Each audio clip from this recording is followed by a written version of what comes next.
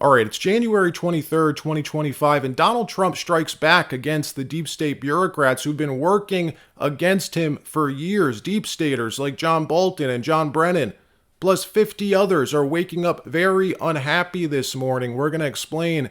Also, the WEF's 2025 summit has begun. We're going to show you what happened when Argentina's based president, Javier Milei, and Donald Trump delivered their speeches in front of Klaus Schwab, telling them your globalist reign is over. Also, the latest with Trump's mass deportation plans. We have a full report on just how many arrests have been made thus far. I think you're going to be surprised, and more stories as well from around the country. But before we get started, thank you for liking and sharing these videos. It really helps out the channel.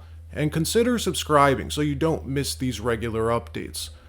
So Donald Trump strikes back against the deep state as John Bolton, John Brennan, former CIA director, plus 50 others wake up to a not-so-pleasant surprise. These are the people who've been working to undermine him, frame him for Russian collusion, undermine him for years. These were the people who signed that infamous letter during the 2020 presidential campaign attesting to the fact that the Hunter Biden laptop they said was Russian disinformation, a lie, which they knew was a lie. John Brennan, Obama's CIA director, went to extreme lengths to interfere in Trump's first term, running interference to hurt his foreign policy with other countries.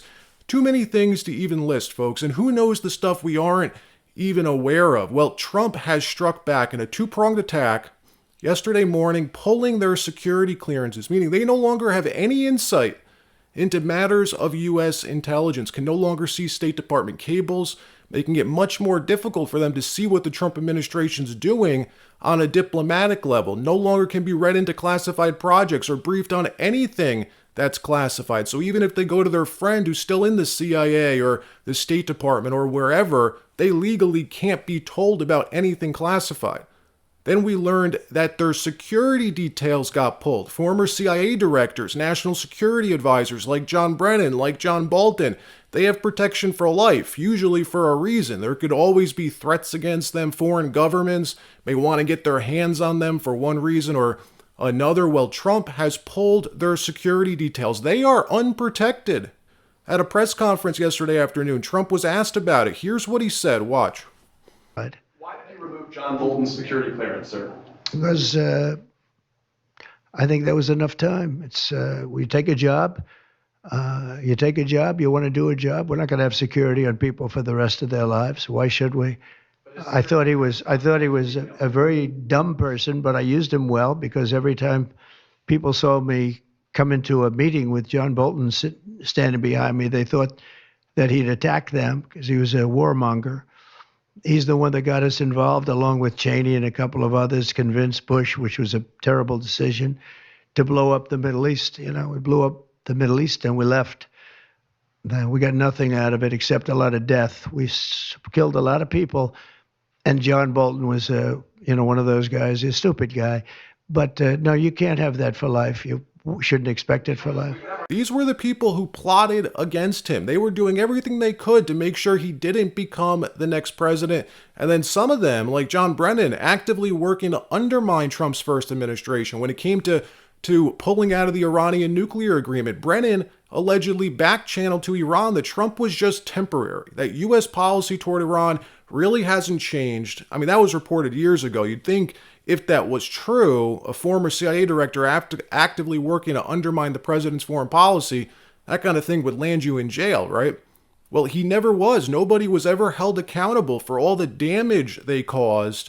Well, Brennan looks a bit nervous this morning. I don't think they ever thought Trump would survive everything they threw at him. Watch this. Yeah, he said in 2018 that he was going to take my security clearance. My security clearances were never taken at that time. And the only reason why I still had a security clearance, as I have for the past number of years since I left government service, was for the benefit of the government, so that if the CIA or another government agency wanted to call me in to discuss a classified matter, they could do that. And so it was really for the government's benefit. It would facilitate those classified discussions with myself, as well as with former directors, as well as other former members of the intelligence community that had had those clearances. So again, yesterday's EO was a bizarre, among many of the bizarre executive orders that he had signed out. And as you point out, he misrepresented the facts in that executive order, because it said that we had suggested that the Hunter Biden laptop story was Russian disinformation. No, we said it was for the hallmarks of Russian information operations, including the dumping of accurate information, which is what we said in that letter. So again, this was just, his effort to try to get back at those individuals who have criticized him openly and publicly in the past. And here's the thing, legacy media is spinning this like it's Trump's retribution. It's not only payback. These people are still up to it. They really believe it's their job to protect the United States from Donald Trump. Stripping them of their security clearance limits their access, their ability to interfere, blinds them from what the administration's doing. Pulling their Secret Service protection, yeah, that may be payback related. You got to assume there's a lot of foreign intelligence agencies and services that want to get their hands on John Bolton and John Brennan. Iran, we know 100% wants John Bolton's head for the Soleimani assassination. Let's see what happens. In another story, the WEF's 2025 Global Summit started yesterday, where Argentina's president, Javier Milei, delivered a landmark, blistering speech slamming woke policies, saying they are a cancer on the world and must be eradicated in order to bring about a new golden age of freedom and prosperity. The WEF is the brain of the globalist elite. These are the people where the Dems in this country, in my country, get their party platform from. All of these crazy policies we've seen over the last decade are thanks to the people at Davos. You'll hear people say the WEF only cares about money, about growing their power, but the people who run the WEF, Klaus Schwab, people like Bill Gates, Mark Benioff, it's much more idealistic for them. They're ideologues. Trump, Javier Milei are their mortal enemies. Anyone who talks about tariffs and shrinking size of government, that's the complete opposite of what these people want, what they believe in. These people hate populism. They hate borders. They're globalists. Watch as Javier Milei rips them, exposes them, calling them the head of the snake, the Leviathan. Watch this. Because you got it wrong. For this same reason, since wokeism is nothing more than a systematic plan by the party of the state to justify state intervention and increase public spending, this means that our first and foremost mission, if we truly want to reclaim the West's progress and build a new golden era, has to be the drastic reduction in the size of the state, not only in each of our countries, but also the drastic reduction of all supranational organizations, as this is the only way to root out this perverse system, draining its resources in order to give back to taxpayers what belongs to them and to put an end to the sale of favors. There is no better method to end state bureaucracy than to have no opportunity for such favors to be sold in the first place. The functions of the state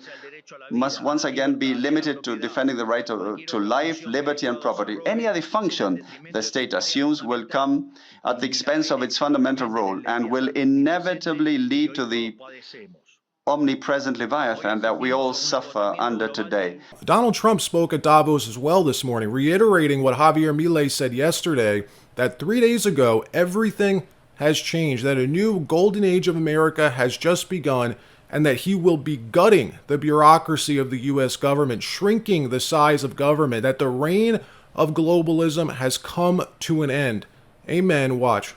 I have promised to eliminate 10 old regulations for every new regulation, which will soon put many thousands of dollars back in the pockets of American families. To further unleash our economy, our majorities in the House and Senate, which we also took along with the presidency, are going to pass the largest tax cut in American history, including massive tax cuts for workers and family, and big tax cuts for domestic producers and manufacturers. And we're working with the Democrats on getting an extension of the original Trump tax cuts, as you probably know, by just reading any paper. My message to every business in the world is very simple. Come make your product in America, and we will give you among the lowest taxes of any nation on earth. We're bringing them down very substantially, even from the original Trump tax cuts.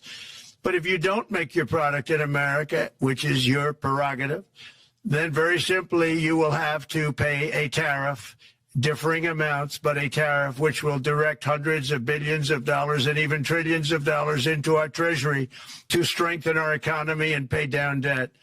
Under the Trump administration, there will be no better place on earth to create jobs, build factories, or grow a company than right here in the good old USA. And realize the WEF is the vehicle they use to coordinate and organize a lot of the policies that we saw around the pandemic. They work closely with the WHO, which Trump just withdrew from. The WEF has worked for years to police misinformation around the world.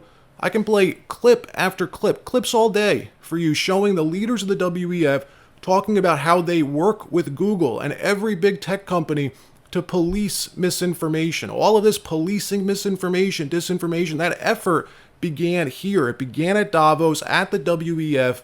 They really are the head of the snake. Well, Trump just told them to their faces that the days of curtailing Americans' First Amendment rights have come to an end. Watch. In addition, I'm pleased to report that America is also a free nation once again. On day one, I signed an executive order to stop all government censorship. No longer will our government label the speech of our own citizens as misinformation or disinformation, which are the favorite words of censors and those who wish to stop the free exchange of ideas and, frankly, progress. We have saved free speech in America, and we've saved it strongly. We'll keep you posted as to any other newsworthy events that come out of Davos today or tomorrow. In another story, the Trump administration has begun conducting mass deportations across the country, targeting the criminal element of the undocumented population, the worst of the worst. People who have been protected for years, protected by the Biden administration and the sanctuary city policies of these left-wing states, reporting they've already found and arrested 500 of the highest priority illegals in this country. Watch as the worst of the worst praise Joe Biden and curse out Donald Trump as they're being hauled away. This is great. Watch. I'm not going back to Haiti. One of those threats is this illegal alien from Haiti. ICE says he's a gang member with 17 criminal convictions in recent years. Trump, you feel me? Yo, Biden forever, bro. Thank Obama for everything that he did for me, bro. ICE Boston quickly takes down its next targets, including this illegal alien from Brazil who has an Interpol red notice for armed robbery. This Salvadoran illegal alien charged locally with rape and released by a sanctuary jurisdiction. Señor, ¿cómo se llama? And this Dominican illegal alien charged with assault with a deadly weapon and heroin trafficking. Officers also arrested this Guatemalan MS-13 gang member facing gun charges. ICE says he was released from local custody just the day before. Their detainer request was ignored because of sanctuary policies.